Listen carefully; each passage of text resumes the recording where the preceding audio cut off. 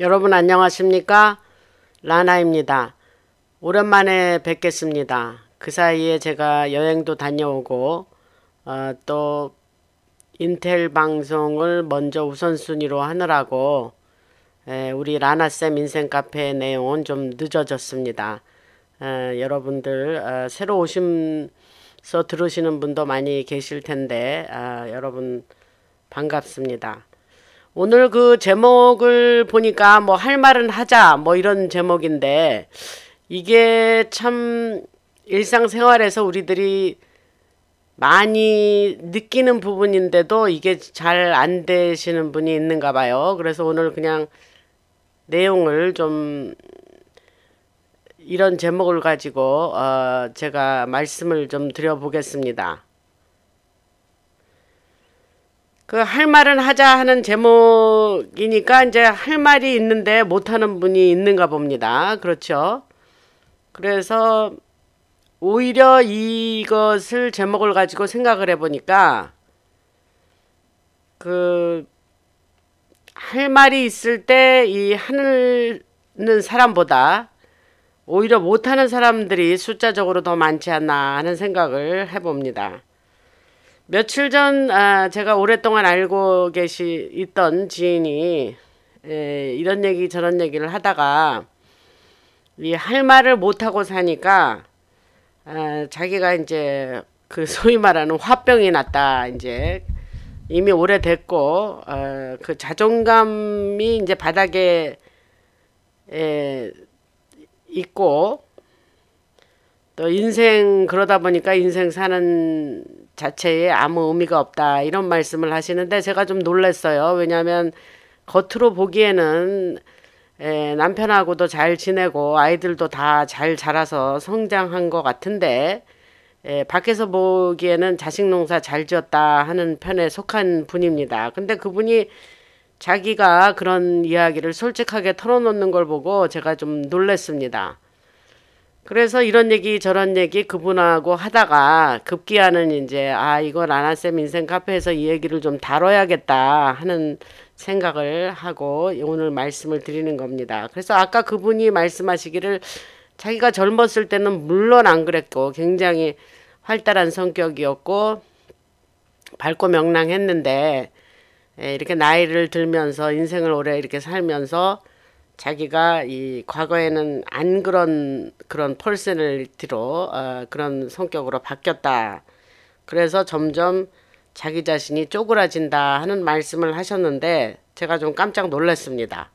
그러니까 밖에서 보는 그 사람의 그 모습과 실제 자기가 그 느끼는 자기 자신에 대한 거는 이렇게 다르구나. 그 과거에 제가 라나쌤 인생 카페에 보면은 전에 그 셀프 나 자신이란 무엇인가 라는 제목을 가지고 제가 그 내용을 다룬 적이 있습니다. 안 보신 분들은 가서 보시면 좋겠는데 거기에서 보면 내가 보는 나와 또 남이 보는 나도 하나의 나 자신에 들어가는데 언제나 되고 싶은 나는 이제 세 번째 요소고 근데 내가 보는 나와 남이 보는 나가 이렇게 다르구나. 이제 그런 생각을 해보는 겁니다. 그래서 그러면 그 할 말을 그러면 못하는 이유가 도대체 그 뭐냐. 할 말이 있을 때 할 말을 왜 못하느냐 하는 이유를 좀 생각을 곰곰해 봤습니다. 그분과 대화하고 나서. 그랬더니 이제 여러 가지 이유가 있겠죠. 할 말이 있는데 그 할 말을 하려면 이제 컨프런트를 해야 되는 거예요. 그 상대방과 이렇게 딱 이렇게 그 직면을 해야 되는데 그 자체가 하기 싫으니까 그냥 참는 거다.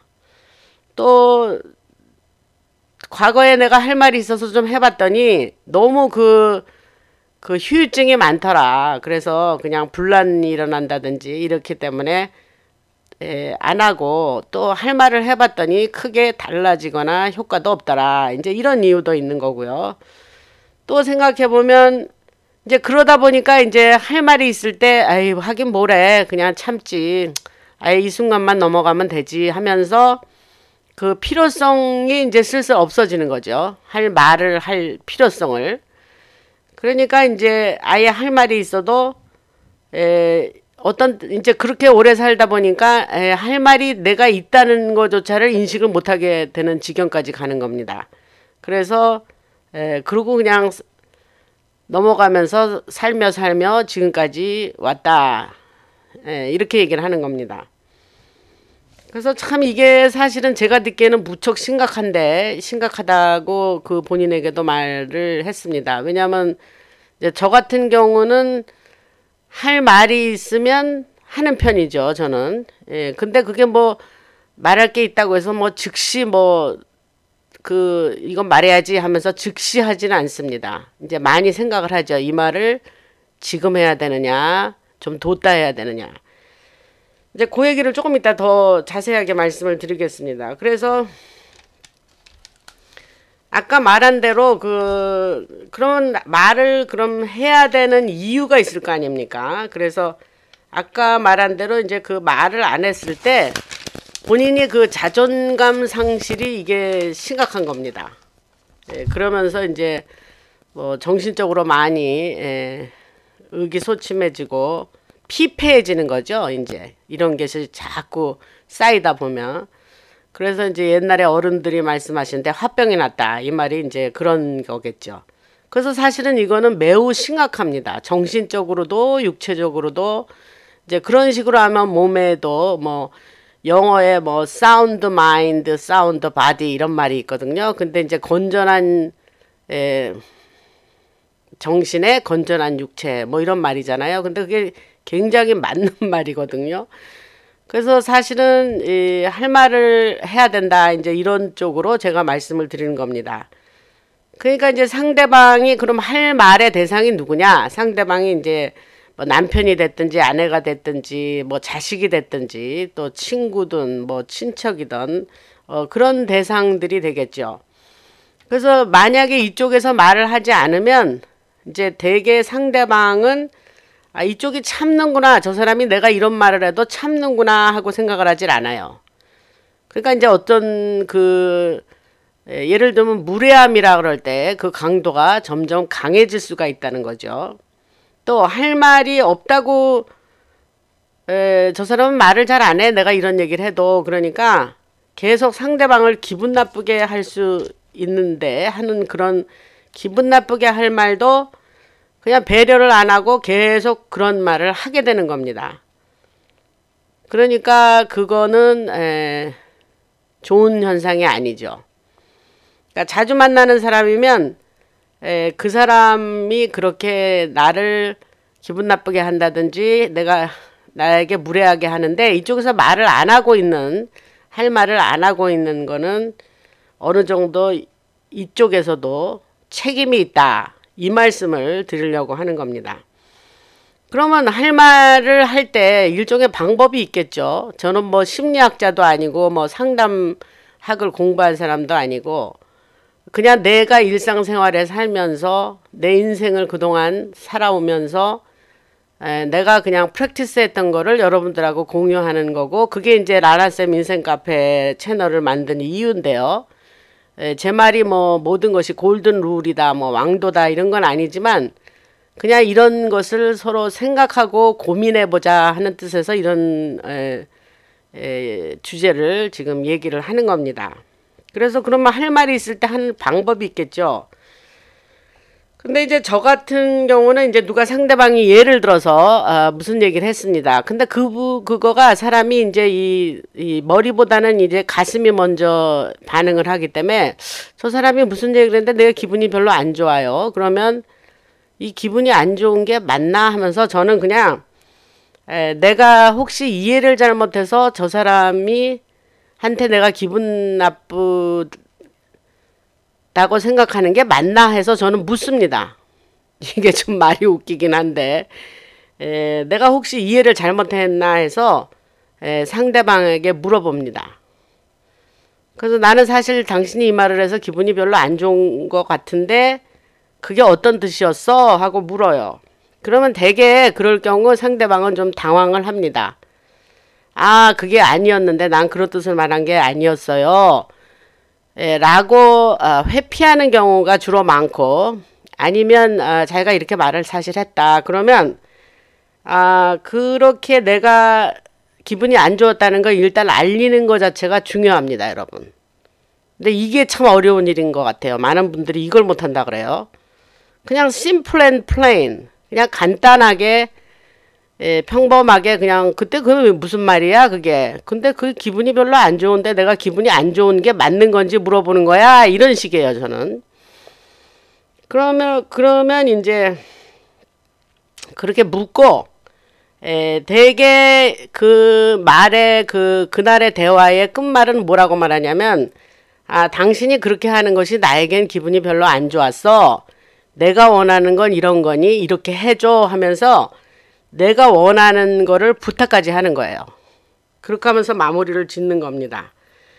근데 이제 그건 이제 간단한 경우인데, 어떤 경우에는 마음이 아주 많이 상했을 때가 있습니다.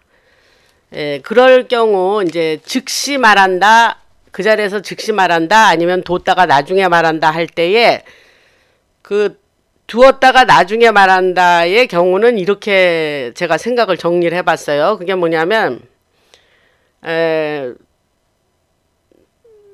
어떤 사람이 일례를 들어서 나에게 크게 무슨 상처를 준 거예요. 그 사람의 말로 인해서 내가 굉장히 심각하게 타격을 받았다 이 말이죠. 그래서 아주 감정적으로 매우 상했고, 이것 때문에 안절부절이 못하게 된다. 그러면 이것도 상대방에게 할 말을 할 때에 일종의 육하원칙이 좀 적용될 수가 있을 것 같아요. 그래서 그럼 언제 얘기할 거냐? 그러면 그 언제 얘기할 거라는 거를 이제 상대방에게 포멀하게 알립니다.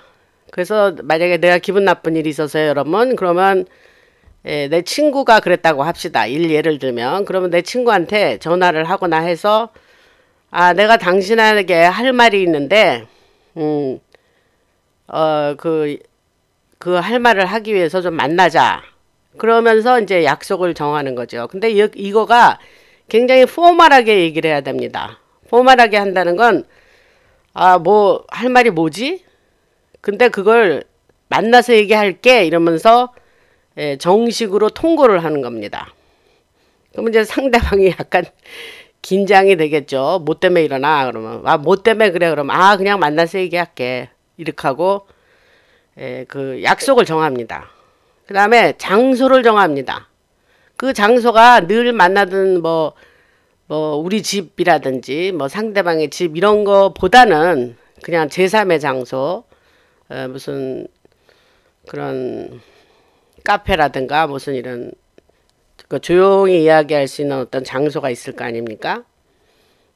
둘이 얘기할 때에 다른 사람들이 공공장소여서 다른 사람들이 옆에 있는 것도 괜찮습니다. 그러면 서로 이모셔널하게 되지 않겠죠. 그 다음에 이제 어떻게 얘기를 하냐면, 조금 아까 한 말씀이 이제 다시 여기서 또 적용이 되는데, 상대방에게 내가 기분이 나쁜 이야기를 할 때, 내가 이러이러한 기분이 나빴는데 그때 왜 그랬어? 하면서 사실 수집을 한 번 더 합니다. 그리고 발을 빼면은, 나 그렇게 의도한 게 아닌데 뭐 그거 갖고 기분 나빠해? 그러면 여기서 중요한 게 있습니다, 여러분. 상대방의 의도에 상관없이 내가 기분 나빴었던 거면 내가 기분 나쁜 거고, 그게 내가 기분이 나빠졌던 게, 내가 기분이 나쁜 게 그게 팩트입니다, 여러분. 그 결과가 중요하다는 거죠. 내가 기분이 나쁜 게 중요한 거예요, 여러분. 그러면 그것을 이제 말하면서, 내가 그것 때문에 기분이 나빴고, 1번 알린다예요. 상대방에게 기분 나쁜 걸 알린다. 두 번째는 아까 말씀드린 대로 그렇게 하지 않았어야 된다는 상대방에게 조용히 나의 뜻을 알리면서, 다음에는 나는 그걸 원하지 않아. 나한테 그런 식으로 하지 마라. 그래서 예를 들면 이제 동창회를 갔거나 친구들이 많이 모였는데, 특정한 나를 대상으로 조크, 농담으로 위장하면서 공격하는 경우가 있어요. 아니면 창피를 주는 경우. 그거는 이제 크게 마음에 상처가 되고, 그건 묻어두고 있으면 안 됩니다. 그거는 지금 말씀드린 대로 할 말을 해야 됩니다. 근데 어떻게 하느냐? 지금 방법을 말씀드렸죠. 언제, 어디서, 어떻게. 또 왜, 육하원칙에 why, 왜가 있죠. 그거는 이렇게 말하는 거예요. 내가 당신을 존중하고 있으니, 영어로 respect. 내가 당신을 존중하고 있는데 나도 똑같은 respect, 존중을 당신한테 나는 받아야 된다. 그래서 나는 그걸 원해. 해서 왜 내가 이것을 당신에게 불행 앞에서 이 얘기를 당신한테 하는지 그 얘기를 해줘야 됩니다. 그게 중요합니다. 그래서 결론적으로 오늘 뭐 짤막하게 말씀드렸지만 살면서 이게 뭐 도움이 되실 분에게는 도움이 됐으면 좋겠어요. 깊이 생각하지 않고 그냥 아유 나는 그래 뭐 내가 뭐 말빨이 있어 뭐 하긴 뭘 말을 해 말해봤자 뭐 피곤하기만 하지 이런 분들 다시 생각해 보세요. 그래서 우리는 나 자신이 내가 내 자신을 존중하고 나를 쓰다듬어 줘야지 그래야 남에게서 어떤 이모셔널리 피지컬리 상처를 받았을 때는 그것에 즉각 반응이 없으면 그것은 여러분들이 자기 자신을 잘 돌봐주는 게 아닙니다. 그 피해자 의식을 가지시는 분이 많이 계세요. 뭐 난 그렇지 뭐 난 그러고 살았는데 뭐 이거 좋지 않습니다, 여러분. 그래서 말하기가 쉽지 않지. 뭐 이론대로는 그런데 내가 그동안 말하기가 쉽지 않았어.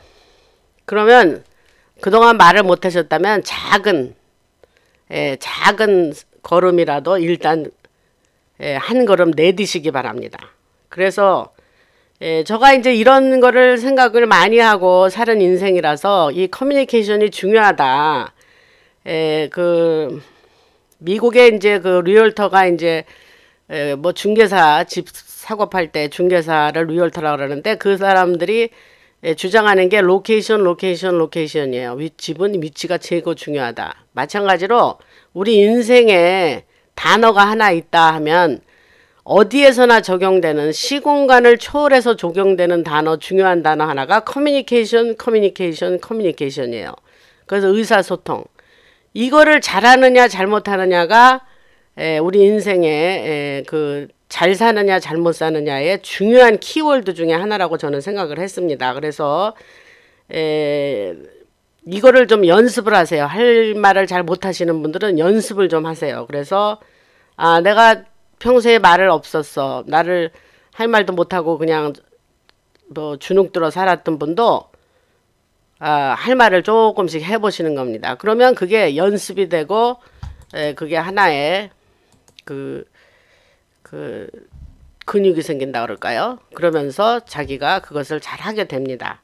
그래서 나 자신의 내 삶을 내가 책임을 지고 당당하게 효과적인 커뮤니케이션 스킬을 가지고 연습하는 거죠. 그러면서 여러분들을 잘 살살 달래서 여러분들이 여러분들 자신을 리스펙트하는 그래야 남도 리스펙트 하죠, 여러분. 그런 삶을 여러분들이 삶은 어떨까. 그러니까 할 말을 의외로 못 하시는 분들이 많다는 걸 이번에 깨닫고 뭐 이번에 깨달은 건 아니죠. 전부터 알았지만 이게 심각한 일이로구나. 이제 저 같은 경우는 할 말을 아주 잘 하는 사람이라서 매번 할 말이 있을 때마다 뭐 그때마다 지적하고 이러지는 않습니다. 잘 놔뒀다가 이걸 어느 시점에서 이야기를 해야 될까 하는 생각은 하고 사는 편입니다. 그렇지만 여러분들은 오늘 이런 주제로 말씀드렸습니다. 라나였습니다.